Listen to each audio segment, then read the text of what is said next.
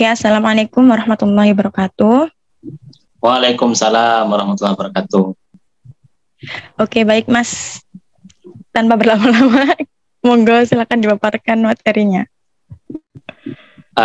Baik, Assalamualaikum warahmatullahi wabarakatuh. Waalaikumsalam warahmatullahi wabarakatuh. Alhamdulillah, wassalatu wassalamu ala rasulillah wa ala alihi wa sahbihi wa mawala amma ba'da. Alhamdulillah, teman-teman, setelah sekian minggu kita tidak mengadakan bisik, alhamdulillah pada malam hari ini kita bisa mengadakan bisik, bincang sejarah dan keislaman. Mudah-mudahan nanti kita juga bisa mengadakan acara bisik di minggu-minggu berikutnya, tidak hanya sekarang ya. Dan kebetulan kalau bisik yang minggu-minggu lalu itu tentang sejarah, nah sekarang kita tentang hadis. Nah yang lebih spesifik, hadis di dalam kitab Arba'in An-Nawawi mengatakan tentang niat. Nanti itu kita membahas tentang itu. Karena sering kita mendengarkan yang penting niatnya. Nah ini mungkin bisa kita aktualisasikan di dalam kehidupan kita, sehingga kehidupan kita dari bangun sampai tidur lagi atau dari bangun sampai bangun lagi itu bisa dicatat oleh Allah sebagai amal ibadah walaupun kita tidur misalnya dan lain sebagainya. Ini Mbak Lulu, apa bisa ditampilkan materinya? Bisa, sebentar. Baik, teman-teman, sebelum kita memasuki kepada hadisnya, saya ingin menceritakan sebuah kisah yang masih ada kaitannya dengan hadis ini. Kisah ini ada di dalam kitab Ihya Ulumuddin. Jadi kurang lebih begini kisahnya. Suatu ketika ada sahabat-sahabat Rasulullah SAW itu duduk bersama Rasulullah. Nah, mereka itu duduk belajar ke Nabi, mendengarkan hadis yang diungkapkan oleh Nabi. Nah, kemudian para sahabat yang duduk dengan Nabi ini seketika melihat seorang pemuda yang badannya kuat, sehat, walafiat gitu ya. Nah,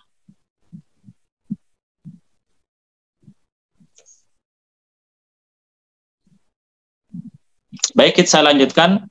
Ada seorang pemuda yang kelihatan sehat, kuat, dan lain sebagainya, ternyata tidak ikut nimbrung dengan mereka. Pemuda ini malah sibuk menyiapkan diri untuk berangkat kerja.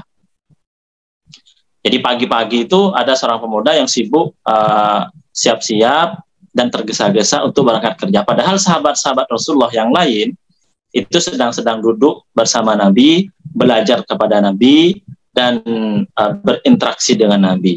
Maka di antara sahabat Rasulullah itu kemudian bilang begini, kasihan pemuda itu. Emannya pemuda itu, dia masih kuat, dia masih sehat, tetapi umurnya itu tidak dihabiskan di jalan Allah. Umurnya tidak dihabiskan untuk mencari ilmu. Umurnya tidak dihabiskan bersama Rasulullah. Nah, seperti itu. Maka kemudian Rasulullah mendengar ucapan ini, maka kata Rasulullah, la taqulu hadza. Jangan kalian berkata seperti ini. Kenapa? Fa innahu in kana ala nafsihi, karena jika dia pemuda tadi itu bekerja untuk dirinya sendiri agar membuatnya tidak minta-minta, agar membuatnya itu tidak minta-minta kepada orang lain, agar membuatnya bisa menjaga harga dirinya, fahuwa fisabilillah, maka dia bekerja dari awal sampai akhir itu ada di jalan Allah. Dia mendapatkan pahala. Terus selanjutnya wa in kana ala abwain dha'ifain. Jika pemuda ini bekerja, pekerjaannya ini diperuntukkan untuk kedua orang tuanya yang sudah lemah, untuk kedua orang tuanya yang sudah tidak bisa bekerja lagi, atau untuk istrinya, atau untuk keturunannya, anak-anaknya yang masih lemah, agar mereka itu kebutuhannya tercukupi, agar mereka itu bisa misalnya berpendidikan dan lain sebagainya.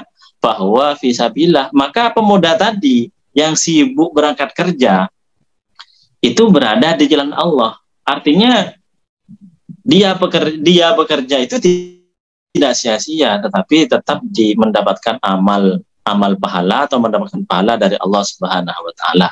Lalu kemudian yang terakhir, wa in kana yas'atafakhuran wa takatsuran bahwa fi sabil syaitan, kecuali jika pemuda ini bekerja memang untuk sombong-sombongan, memang untuk apa istilahnya ya, menumpuk harta, sombong-sombongan biar terlihat lebih unggul daripada yang lain, meremehkan orang lain, maka baru dia berada di jalan setan. Nah, dari sini maka sebenarnya sudah bisa kita fahami betapa pentingnya sebuah niat yang ada di dalam hati. Karena pekerjaan sebagaimana yang dilakukan oleh pemuda tadi, kata Rasulullah, pemuda itu berada di jalan Allah, berada di jalan-jalan yang berpahala jika niatnya itu baik. Tapi kalau niatnya tidak baik, seperti misalnya bekerja untuk sombong, maka dia berada di jalan setan. Maka nyambung kepada hadis yang akan kita kaji. Selanjutnya,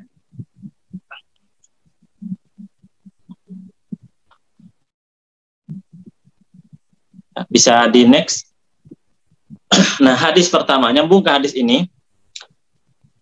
An Amir Mukminin, dari Amir Mukminin Umar bin Khattab, yaitu Umar bin Khattab, sami'tu Rasulullah sallallahu alaihi wasallam, saya mendengar dari Rasulullah sallallahu alaihi wasallam, Rasulullah bersabda, innamal a'malu binniyat, bahwa sungguhnya setiap pekerjaan atau bahwa sungguhnya pekerjaan-pekerjaan itu butuh kepada niat. Wa innama likulli imri'in ma nawa, dan setiap orang itu hanya mendapatkan apa yang dia niati. Faman kanat hijratuhu ilallah wa rasulih, jika barang siapa yang hijrah itu untuk Allah dan Rasulnya, maka hijrahnya itu untuk Allah dan Rasulnya. Tetapi barang siapa yang hijrah itu untuk dunia yang ingin dia dapatkan, atau untuk seorang perempuan yang ingin dia nikahi, fa hijratuhu ila ma hajara ilaihi, maka hijrahnya itu ya sesuai dengan apa yang ada di dalam hatinya. Hadis ini diriwayatkan oleh Imam Bukhari dan Imam Muslim. Jadi hadis ini sahih, bisa kita pakai di dalam hukum ya. Nah, hadis ini kalau kita tarik lagi ke asbabul wurud, kenapa Rasulullah sallallahu alaihi wasallam kemudian kok berkata atau mengeluarkan hadis ini, dikisahkan halaman berikutnya, dikisahkan bahwa ada seorang sahabat Rasulullah, ya, seorang sahabat Rasulullah itu melamar seorang perempuan namanya Ummu Qais. Nah, kebetulan pada waktu itu Rasulullah Shallallahu Alaihi Wasallam sudah hijrah ke Madinah karena diusir oleh orang-orang Quraisy. Nah, Rasulullah kemudian memerintah kepada sahabat-sahabatnya yang ada di Mekah itu untuk ikut hijrah ke Madinah. Tujuannya adalah hijrah untuk Allah, hijrah untuk Rasulullah. Berarti tujuannya adalah karena ikut perintah Allah. Barang siapa yang ikut hijrah, berarti pahalanya akan mendapatkan pahala yang luar biasa. Tapi di Makkah itu ada seorang sahabat laki-laki yang ingin menikahi seorang perempuan yang bernama Ummu Qais. Ummu Qais ini termasuk seorang perempuan yang memang diinginkan oleh banyak orang, termasuk laki-laki ini. Tetapi kata Ummu Qais, saya tidak akan menerima lamaranmu. Saya tidak akan menerima cintamu kecuali setelah ada di Madinah. Maka laki-laki ini hijrah ke Madinah, tetapi di hatinya itu bukan untuk Allah, untuk Rasul, bukan, tetapi motivasinya adalah ingin mengejar cintanya, yaitu agar dia bisa menikahi perempuan tadi yang bernama Ummu Qais. Maka kemudian Rasulullah Shallallahu Alaihi Wasallam bersabda, innamal a'malu binniyat wa innama likulli imri'in ma nawa, bahwa setiap amal ibadah atau setiap amal itu butuh kepada niat, dan seseorang itu akan mendapatkan sesuai dengan niatnya.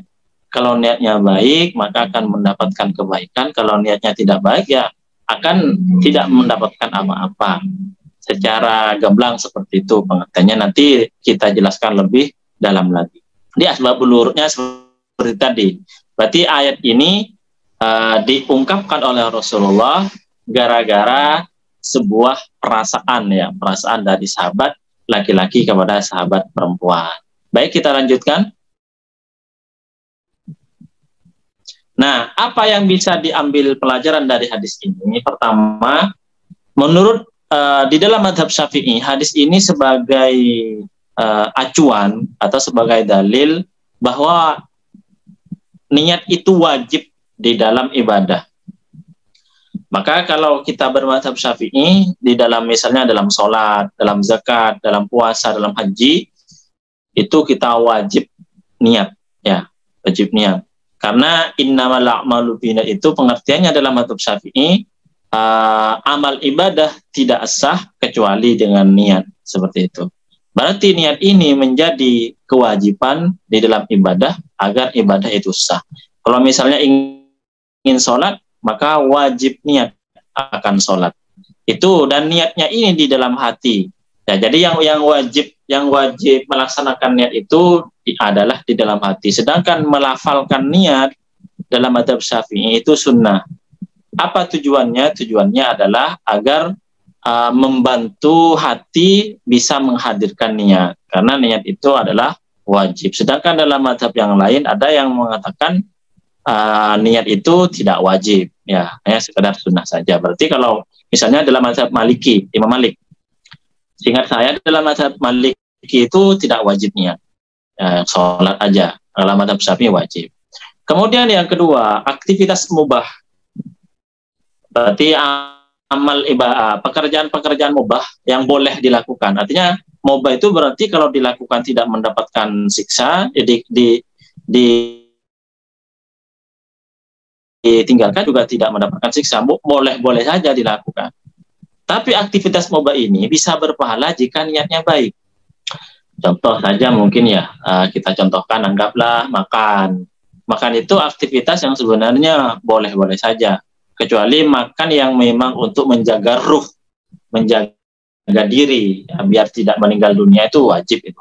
Tapi kalau selebihnya itu kan boleh-boleh saja. Nah, makan yang bersifat mubah boleh, itu bisa saja nanti berpahala jika misalnya diniati dengan niat yang baik. Misalnya niat agar saya bisa atau kuat melaksanakan sholat. Saya makan agar bisa beraktivitas. Karena aktivitas itu saya untuk bekerja misalnya. Bekerja untuk mencari nafkah diri sendiri atau mencari nafkah orang tua atau mencari nafkah anak dan lain sebagainya. Atau makan agar bisa sehat, karena sehat adalah menjaga kesehatan, ya, menjaga kesehatan adalah kewajiban dalam Islam, dan seterusnya. Atau misalnya mau tidur, saya tidur agar besok bisa bangun subuh, bisa bangun tahajud misalnya. Atau saya tidur biar besok seger untuk melaksanakan aktivitas sehari-hari, atau untuk melakukan kewajiban-kewajiban. Nah, ini berarti makan kita atau tidur kita itu berpahala. Kenapa? Karena diniati dengan niat yang baik. Maka kalau kita baca dalam kitab Ta'limul Muta'allim itu ada perkataan seperti ini. Kam min amalin yatasawwaru bisurati a'malid dunya fayasiru min a'malil akhirah bihusnin niyah. Betapa banyak aktivitas-aktivitas yang sebenarnya duniawi, yang sebenarnya tidak berpahala, yang sebenarnya mubah-mubah saja, bersifat dunia, tidak bersifat akhirat, tetapi kemudian menjadi amal akhirat, menjadi amal yang diberi pahala oleh Allah Subhanahu wa taala bihusnin niyah, karena niatnya yang baik. Tetapi kam min amalin yatasawwaru bisurati a'malil akhirah, betapa banyak perbuatan-perbuatan atau aktivitas-aktivitas yang bersifat akhirat, kelihatannya akhirat, tetapi kemudian tidak berpahala bisu'in niyah, karena niatnya yang tidak baik. Nah, maka penting bagi kita dalam semua aktivitas kita untuk menghadirkan niat, terutama adalah niat yang baik. Baik itu untuk bekerja, menulis, mengadakan kajian seperti ini, niat kita apa? atau ngumpul bareng atau rapat dan lain sebagainya, maka perlu atau penting bagi kita untuk apa istilahnya menghadirkan niat. Apa niat kita? Apa motivasi kita? Nah, seperti itu. Nah, mungkin juga yang lebih ini ya, lebih penting juga bagi kita untuk diketahui, kira-kira niat itu apa? Ada yang tahu? Niat itu apa? Hakikat niat itu apa? Barangkali dari teman-teman ada yang pernah baca atau tahu lah hakikat niat itu seperti apa? Ada yang bisa, barangkali ada yang bisa menambah wawasan? Ayo Mas Ivan, jawab Mas Ivan.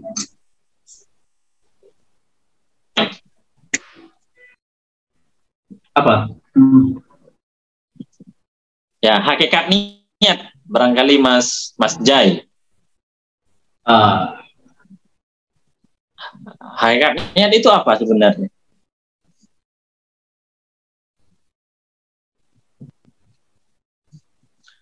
Kalau gini ya, kalau kita baca misalnya, coba jawab ya. Ya.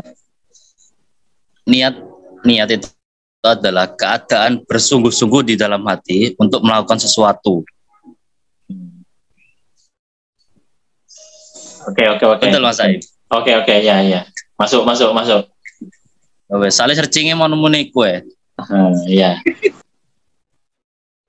Dan iya sebenarnya untuk hakikat niat ini sebenarnya apa ya? Kalau kita bahas lagi itu sebenarnya mungkin butuh waktu banyak. Tapi Imam Al-Ghazali itu mencontohkan kita itu begini. Kata Imam Al-Ghazali itu begini, dalam sebuah aktivitas itu ketika kita ingin melakukan itu pasti ada 3 tahap, ya, ada 3 tahap. Yang pertama itu karena tahu. Nah, misalnya kita mau ke Masjid Akbar ya, mau ke Masjid Akbar. Di Masjid Akbar itu ada apa? Oh, di sana ada kajian. Maka ketika kita berangkat ke Masjid Akbar itu, menurut Imam Al-Ghazali itu ada 3 tahap. Yang pertama karena tahu, yang kedua karena dorongan, yang ketiga kemudian ada perbuatan, yaitu berangkat ke Masjid Akbar. Nah, yang dimaksud niat, ini menurut Imam Al-Ghazali adalah yang tengah-tengah, dorongan tadi itu. Nah, kalau dalam bahasanya Mas Rahmat tadi, sungguh-sungguh untuk melakukan sesuatu, itu niat. Atau dalam bahasa lain mungkin bisa kita ungkapkan dengan motivasi ya, motivasi atau dorongan yang ada dalam hati untuk melakukan sesuatu. Nah, itu yang dimaksud dengan niat. Nah, untuk menghadirkan niat itu ya bisa kita latih, bisa kita misalnya kita pikirkan, nggak apa-apa, misalnya kita ungkapkan dulu dengan lisan untuk membantu apa yang ada dalam hati. Baik, baca kembali ke pelajaran hadis ya. Nah, kemudian yang ketiga, aktivitas wajib dan sunnah itu harus ikhlas. Jadi innamal a'malu binniyat wa innamal likulli imri'in ma nawa itu memberi pelajaran kepada kita bahwa pekerjaan yang wajib, sholat ya, atau pekerjaan yang sunnah, membaca Al-Quran dan lain sebagainya, itu agar kita mendapatkan pahala, maka ada satu rukun, yaitu ikhlas. Nah, itu diantara pelajaran hadis, innamal a'malu binniyat. Nah, kemudian saya juga masukkan di sini tingkat ikhlas. Tingkat ikhlas itu ada 3. Yang pertama ini yang tertinggi, itu melakukan sebuah amal ya, memang murni karena Allah, lillahi ta'ala, bersyukur, misalnya bersyukur kepada Allah sudah diberi nikmat dan lain sebagainya. Pokoknya murni karena Allah. Itu berarti ikhlas yang tertinggi. Saya sholat ya karena saya sebagai hamba. Sebagai hamba misalnya, saya memang keharusan hamba, memang harus sholat. Saya bersyukur karena Allah mengadakan saya, menciptakan saya, memberi saya banyak nikmat dan seterusnya. Itu berarti ikhlas yang tertinggi. Kemudian ikhlas yang kedua, dia beribadah itu agar mendapatkan bagian yang bersifat akhirat. Misalnya saya beribadah sholat biar saya masuk surga. atau biar saya mendapatkan pahala, atau biar saya terhindar dari api neraka. Ini termasuk ikhlas. Dan yang kedua itu karena Allah, bagian-bagian yang bersifat ya, karena Allah, tetapi agar Allah masih ikhlas, tetapi bagian yang ketiga, atau membaca surat Al-Waqi'ah. Dalam hadis membaca surat Al-Waqi'ah itu diantara hikmahnya adalah terhindar dari kemiskinan, kefakiran, artinya memperlancar rezeki. Nah, kemudian kita membaca surat Al-Waqi'ah karena apa? Ya karena ingin mendapatkan rezeki sesuai yang apa dikabarkan oleh Rasulullah dalam hadisnya. Maka ini sebenarnya masih ikhlas, tapi bagian yang ketiga. Jadi kalau kita masih ingin mendapatkan bagian-bagian, mendapatkan sesuatu yang bersifat duniawi, nah yang bersifat duniawi ini agar diberikan oleh Allah kepada kita, nah itu sebenarnya masih ikhlas, tetapi tahapan yang ketiga.